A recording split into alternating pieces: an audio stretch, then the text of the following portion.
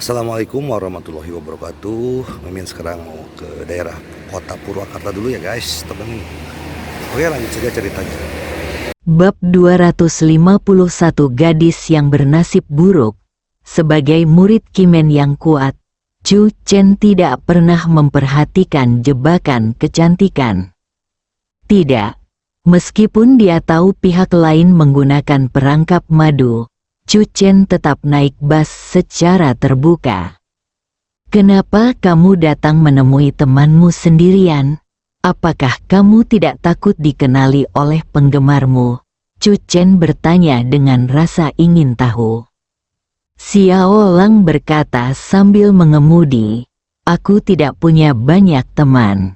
"Chu Chen," jawaban yang luar biasa. Chu Chen segera tahu mengapa mobil Xiao Lang melewati jalan ini. Dia berbelok di ujung jalan dari rumah Song dan melihat sebuah rumah. Setelah Xiao Lang menghentikan mobilnya, dia berjalan ke pintu. "Apakah ini benar-benar rumah temanmu?" Chu Chen tercengang. Teman macam apa ini? Dia bahkan sudah menyiapkan kunci rumah untuknya. Rumah dupleks 3 lantai membuka pintu, dan aulanya luas dan terang. Yang mengejutkan Chu Chen adalah bahwa rumah yang tampak cukup Eropa dari luar itu memiliki dekorasi yang sangat bergaya Cina. Ada suasana klasik tertentu. "Temanku biasanya sendirian di rumah." Dan dia segera turun. Xiao Lang mengambil sapu di sudut dan mulai membersihkan. Di sisi lain, Chu Chen tidak tahu harus berbuat apa. Dia berjalan mengitari aula dan berkata, "Nona Xiao, temanmu cukup kaya. Ada jutaan yang tergantung di dinding." Chu Chen tahu bahwa aula itu beberapa lukisan terkenal yang tergantung di atasnya semuanya asli dan berharga. "Kamu cukup cerdas."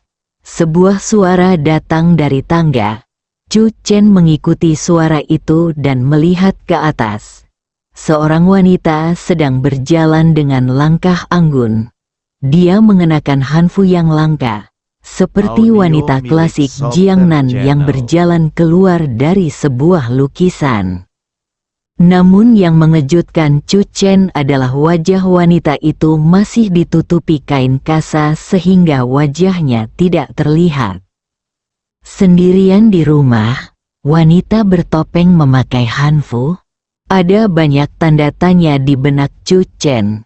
Xiao Lang sudah berjalan mendekat dan memegang tangan wanita itu. "Xiao Jin, izinkan aku memperkenalkanmu pada seorang teman." "Apakah dia pacarmu?" kata wanita itu. Xiao Lang tertegun sejenak dan buru-buru berkata, "Tentu saja tidak. Namanya Chu Chen, menantu dari keluarga Song." Sekarang giliran wanita itu yang bingung. Setiap kali Xiao Lang datang, dia sendirian. Kali ini, untuk pertama kalinya, dia membawa seorang pria. Reaksi pertamanya adalah dia adalah pacar Xiao Lang. "Aku bertemu Chu Chen dalam perjalanan ke sini, jadi aku membawanya bersamaku." Xiao Lang memegang tangan wanita itu dan berjalan ke sofa untuk duduk, dan berkata dengan suara rendah, "Xiao Jin, Chu Chen dari Canceng, dan dia sangat cakap. Tidak, saya akan melanjutkan tur konser penuh saya dalam beberapa hari. Jika Anda memerlukan bantuan apapun saat saya pergi, Anda dapat mencoba mencari Chu Chen. Saya yakin dia pasti akan membantu." Kenalan di gedung opera Haixinsa dan sisi yang ditunjukkan Chu Chen membuat Xiao Lang memiliki kepercayaan yang tak bisa dijelaskan padanya. Wanita itu terkejut dan mengerti alasan Xiao Lang membawa Chu Chen ke sini. Saat ini, Chu Chen duduk di seberangnya. "Chu Chen, dia adalah teman baikku yang Xiao Jin. Xiao Lang berkata dengan ekspresi tulus. Dia biasanya tinggal di rumah sendirian. Jika aku perlu merepotkanmu dengan sesuatu, aku harap kamu dapat membantunya. Tanda tanya di benak Chu Chen meningkat seperti gelembung. Namun, Chu Chen segera menemukan masalah lain. Dia menatap mata yang Xiao Jin sebentar, lalu berbalik untuk melihat Xiao Lang. Xiao Lang mengangguk sedikit. Chu Chen tidak bisa menahan perasaan sedikit terkejut di hatinya. Mata yang Xiao Jin tidak bisa melihat apapun. Tuan Chu tertawa. Saudari Xiao selalu seperti ini. Dia khawatir saya tidak akan hidup dengan baik. Tetapi saya sudah terbiasa. Yang Xiao Jin berkata sambil tersenyum. Meskipun saya tidak dapat melihat di mana semuanya di gedung ini, ingatlah semuanya. Saat mereka pertama kali bertemu, Chu Chen tidak ingin bertanya lagi.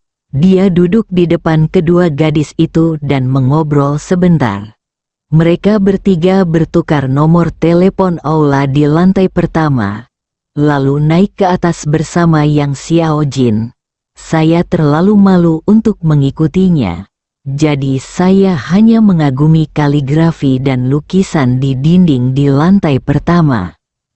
Tidak lama kemudian, kedua gadis itu turun. Chu Chen, ayo pergi. Xiao Lang berbicara lebih dulu. Setelah masuk ke dalam mobil, Chu Chen melirik ke rumah melalui kaca spion. Selalu ada perasaan aneh di hati saya. Total jarak garis lurus antara rumah ini dan keluarga Song kurang dari 2 kilometer. Tidakkah menurutmu itu aneh? Xiao Lang berbisik, kamu masih bisa tenang, tapi kamu bahkan tidak bertanya padaku. Xiao Jin dan aku terhubung karena piano. Xiao Lang menghela nafas dan berkata dengan suara yang dalam, Xiao Jin telah berada dalam kegelapan sejak dia masih kecil dan tidak pernah merasakan cahaya. Hal baik tentang kemalangannya adalah dia hidup di keluarga kaya. Selain buta, dia juga mendapat pendidikan yang baik sejak kecil. Selain piano, dia sangat terobsesi dengan budaya Tiongkok kuno. Lalu mengapa dia tinggal sendirian? Chu Chen tidak bisa menahan diri untuk tidak bertanya. Xiao Lang mengencangkan cengkeramannya pada kemudi. Apa yang baru saja kukatakan adalah masa lalu yang dia ceritakan padaku. Saat aku bertemu Xiao Jin, dia dan pamannya adalah satu-satunya 2 orang yang tersisa di keluarganya. Aku diundang untuk hadir saat itu, di sebuah pesta makan malam di Yangzheng. Setelah bermain piano, saya melihat seorang wanita di Hanfu berjalan ke arah saya. Keluarga yang dulunya kaya berubah secara dramatis dalam semalam, meninggalkannya sendirian dan sebuah rumah. Xiao Lang berkata, saya telah mengenal Xiao Jin selama hampir 2 tahun, dan saya belum pernah melihat pamannya datang menemuinya. Setiap kali seseorang akan mengantarkan makanan ke dia, rumah Xiao Jin setiap 2 hari. Dia seperti ini, dan dia masih memasak untuk dirinya sendiri. Chu Chen merasa terkejut. Sulit dipercaya, Xiao Lang berkata dengan lembut. Dia satu-satunya yang tinggal di rumah sebesar itu dan mengandalkan dirinya sendiri untuk kehidupan sehari-hari. Jika dia tidak bisa melakukan ini, Xiao Lang tidak melanjutkan. Chu Chen juga terdiam beberapa saat. Siapa sangka di dalam rumah yang tampak megah itu, ternyata ada seorang gadis bernasib tragis tinggal di sana. Sebenarnya, aku diam-diam memberikan ponselnya, kata Xiao Lang. Saat pertama kali aku bertemu dengannya, dia tidak memiliki ponsel karena, kecuali pamannya, dia tidak mengenal siapapun di sekitarnya, dan dia tidak punya teman. Chu Chen merenung sejenak, lalu tiba-tiba mengangkat kepalanya dan menatap Xiao Lang. Kamu adalah satu-satunya temannya. Pernahkah kamu berpikir untuk membawanya keluar rumah itu? Membawanya untuk berobat, atau memberinya kehidupan yang lebih baik, lingkungannya, seperti memiliki seseorang yang menjaganya setiap saat. Aku ingin mengajaknya jalan-jalan. Xiao Lang ragu-ragu sejenak, lalu berkata, tapi sebelum dia bisa keluar, dia dihentikan oleh seseorang. Murid Chu Chen menyusut. Dia menatap Xiao Lang, dan setelah beberapa saat, dia berkata perlahan, menurutmu, mungkin, aku bisa membawanya keluar. Xiao Lang menginjak rem dan mobil berhenti di pinggir jalan. Dia berbalik untuk melihat Chu Chen. Xiao Lang berkata, saya akui bahwa ketika saya bertemu dengan Anda secara kebetulan, saya memang memiliki gagasan seperti itu di benak saya sejenak. Tetapi saya tidak tahu harus berbuat apa secara spesifik. Saya selalu meragukan identitas Paman Xiao Jin yang saya belum pernah bertemu. Saya curiga Xiao Jin sedang dalam tahanan rumah. Tidak perlu meragukannya. Chu Chen berkata dengan tegas, saya yakin. Bab 252 terlalu tampan. Chu Chen dapat berpikir bahwa Xiao Lang ingin menggunakan kekuatannya untuk membawa Yang Xiao Jin keluar rumah. Tentu saja, itu pasti merupakan gagasan Lu saat dia bertemu dengannya. Lagi pula, mustahil bagi Xiao Lang untuk mengetahui sebelumnya di jalan mana dia akan muncul. Namun, masih banyak keraguan tentang gadis Yang Xiao Jin yang berputar-putar di benak Chu Chen. Bagaimana kamu yakin? Xiao Lang bertanya dengan tergesa-gesa. Chu Chen mengangkat tangannya dan melirik ke arah waktu. Ini sudah larut. Aku akan mentraktirmu makan malam. Xiao Lang menemukan restoran terdekat. Xiao Lang, yang mengenakan topi tinggi, tidak menarik perhatian siapapun. Keduanya datang ke kamar pribadi. Setelah Chu Chen memesan beberapa hidangan, dia memberi isyarat kepada pelayan untuk menutup pintu ketika dia kiri. Chu Chen, Xiao Lang hendak berbicara, tetapi Chu Chen telah menyela dan berkata pelan, apakah menurutmu Yang Xiao Jin dalam bahaya? Xiao Lang tertegun dan berpikir serius sejenak. Xiao Jin berkata bahwa dia selalu menjalani kehidupan seperti itu, dan tidak akan ada bahaya. Tapi aku ingin dia menjalani kehidupan yang lebih baik. Apakah orang buta akan menantikan dunia luar? Chu Chen melanjutkan. Mungkin dia menolak dunia luar di dalam hatinya. Xiao Lang tercengang. Jelas dia tidak menyangka Chu Chen akan mengatakan kata-kata seperti itu. Nona Xiao, sudahkah Anda memberitahu Yang Xiao Jin bahwa Anda ingin mengajaknya keluar untuk menjelajahi dunia luar? Saat Chu Chen berbicara, dia menggambar beberapa kata di atas meja dengan tangannya dan menunjuk ke dinding di satu sisi. Dinding partisi memiliki telinga. Ekspresi Xiao Lang berubah tanpa disadari. Sebenarnya, dia menjalani kehidupan yang baik sekarang, Chu Chen berkata. Meskipun dia tidak bisa melihat dunia luar, rumah itu adalah dunia yang sepenuhnya miliknya. Di dalam rumah, dia tidak perlu bergantung pada siapapun untuk bertahan hidup. Jika kamu dengan paksa membawanya keluar, itu mungkin kontraproduktif. Xiao Lang terdiam beberapa saat. Mungkin kamu benar, menurutku kurang baik. Yang Xiao Jin beruntung memiliki teman sepertimu. Chu Chen tersenyum, cukup bagimu untuk mengunjunginya sesekali. Oke, jawab Xiao Lang, berhenti sejenak, dan berkata, maaf, aku tiba-tiba hari ini. Bukan apa-apa, kamu melakukannya demi kebaikannya sendiri. Chu Chen mengubah topik pembicaraan. Ngomong-ngomong, kota mana yang akan kamu tuju selanjutnya? Xiacheng adalah tempat yang bagus. Chu Chen menghela napas, pergi dan beri penghormatan kepada Tuan Zheng Chenggong. Ini pasti akan memberi Anda keberuntungan. Kedua orang di dalam kotak mulai mengobrol tentang Xiacheng. Setelah sekitar setengah jam, semua hidangan disajikan. Chu Chen adalah orang pertama yang menggunakan sumpitnya. Mes Xiao, daging babi panggang di toko ini enak, datang dan cobalah. Setelah mereka berdua makan sebentar, Chu Chen meliriknya dan tiba-tiba berkata, ayo pergi. Xiao Lang terkejut. Bagaimana kamu tahu?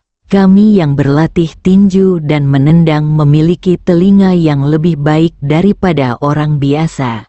Chu Chen berkata. Juga, saya perhatikan di dalam mobil bahwa kami diikuti setelah kami meninggalkan rumah yang Xiao Jin. Itulah mengapa kamu dengan sengaja memimpin pihak lain ke sini. Dan kemudian menjelaskan bahwa kamu tidak akan mencampuri urusan Xiao Jin. Mata Xiao Lang berbinar dengan harapan. Kamu masih bersedia membantu Xiao Jin, bukan?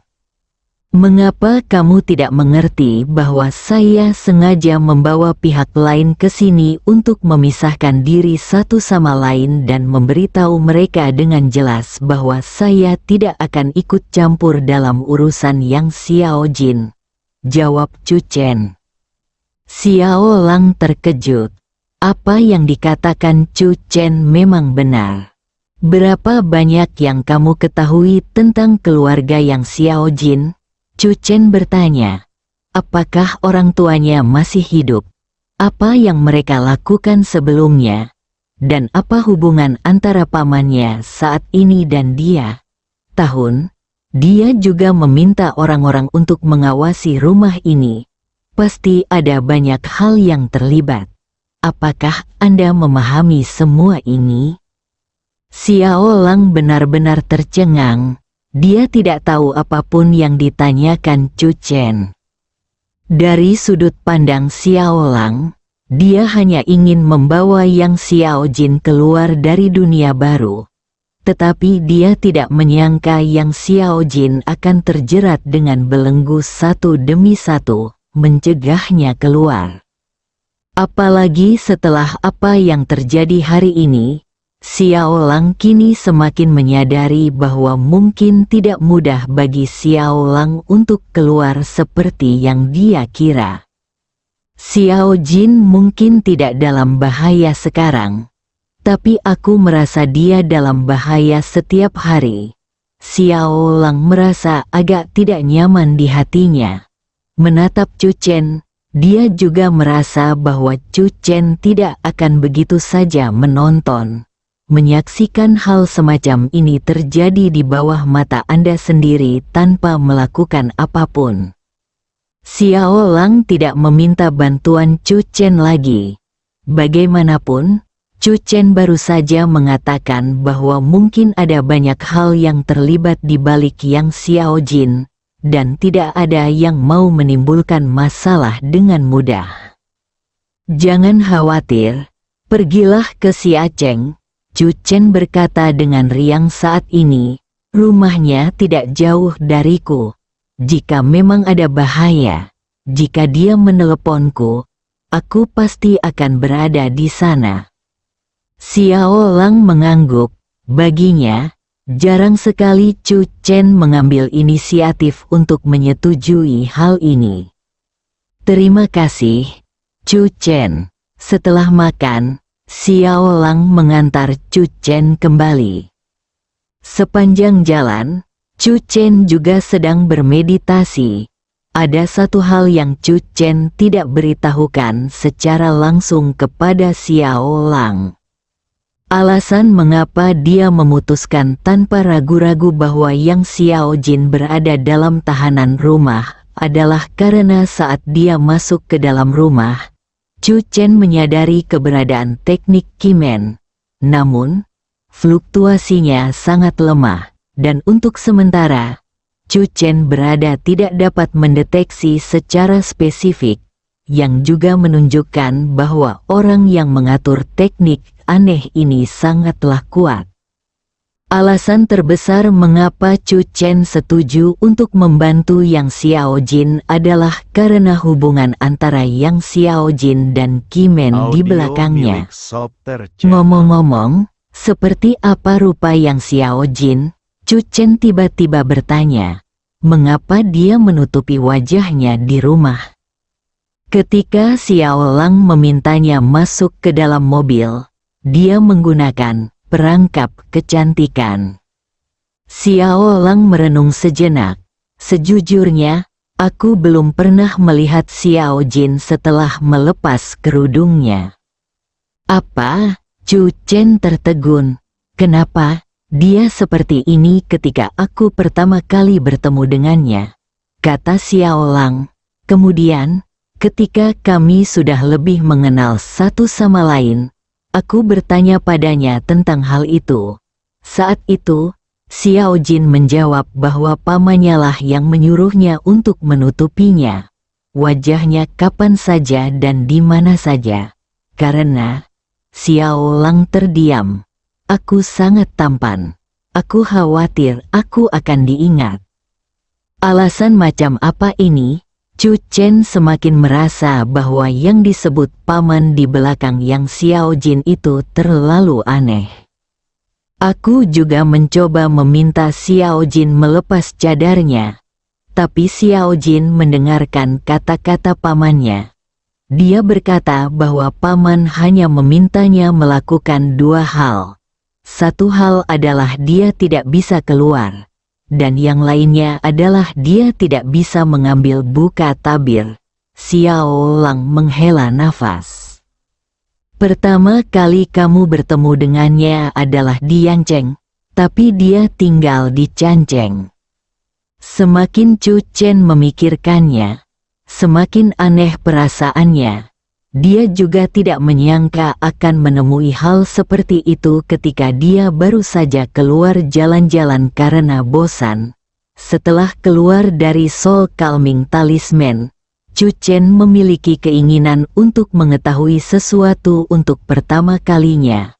Keputusan itu dibuat dalam pikiran saya hampir seketika. Malam ini, jelajahi rumah keluarga yang di malam hari. Bersambung.